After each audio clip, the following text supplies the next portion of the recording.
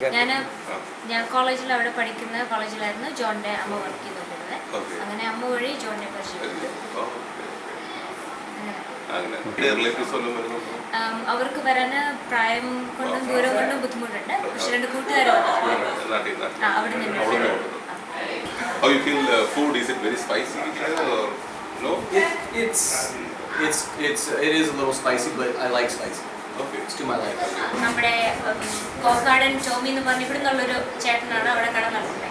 അവരുടെ ചേട്ടൻ്റെ വൈഫ് തന്നെ ഒരു ചെറിയ മലയാളി ഫുഡ് ഉണ്ടാക്കി നമ്മൾ എടുത്തുകൊണ്ട് പോകാം. അവിടെ ഇരുന്ന് കഴിക്കാൻ സൗകര്യമില്ല, പക്ഷെ നമുക്ക് ഇവിടുന്ന് വാങ്ങിച്ചു എല്ലാം മലയാളി ഫുഡ് കിട്ടും.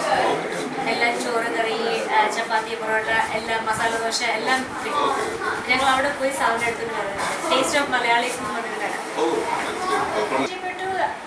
നമ്മുടെ കൾച്ചർ ഭയങ്കര ഇഷ്ടമാണ് ജോണിന്. നമ്മുടെ രീതികൾ, നമ്മുടെ ഫുഡ്, നമ്മുടെ കൾച്ചർ തന്നെ എല്ലാ കാര്യത്തിലും ഹെൽപ്പ് ചെയ്യും. ഇപ്പം എന്തിപ്പം ഞാൻ അവിടെ സ്റ്റുഡൻ്റ് ആയിരിക്കും ഇവിടെ പരിചയപ്പെട്ടത്. അപ്പം എനിക്കൊരു ജോലി കണ്ടുപിടിക്കാനുള്ള അന്നേരം എനിക്ക് ജോണിനെ അങ്ങനെ അറിയത്തില്ല. അമ്മ വഴിക്കും അറിയാമെന്നുള്ളതല്ലാതെ, പക്ഷെ അന്നേരം ജോണിൻ്റെ വണ്ടിയെ കൊണ്ട് പോയി ജോലി കണ്ടുപിടിക്കാനും ഒത്തിരി സഹായിച്ചിട്ടുണ്ട്. അപ്പം നല്ലൊരു മനസ്സുള്ള മനുഷ്യനാണെന്ന് മനസ്സിലായി. പിന്നെ നമ്മുടെ കൾച്ചറും നമ്മുടെ രീതികളും ഇഷ്ടമാണെന്ന് കണ്ടപ്പോൾ കൂടുതൽ ഇഷ്ടമായി. കാരണം അവർക്ക് അവിടുത്തെ കൾച്ചറിൽ ഒരുപാട് കുടുംബജീവിതത്തിൽ നമ്മുടെ ഇവിടുത്തെ പോലെയല്ല, പക്ഷേ ജോണിന് നമ്മുടെ രീതികളൊക്കെ ഇഷ്ടമാണ്. അതുകൊണ്ട് അതും നല്ലതെന്ന് നമ്മുടെ ഫുഡുകൾ അത് മാത്രം മതി. നമ്മുടെ ഫുഡും നമ്മുടെ രീതിയുമാണ് ഇഷ്ടം. അവിടെ നമ്മൾ മലയാള കുർബാനയുണ്ട് 1 ഞായറാഴ്ച ഞങ്ങളുടെ പോകുന്ന പള്ളിയിൽ.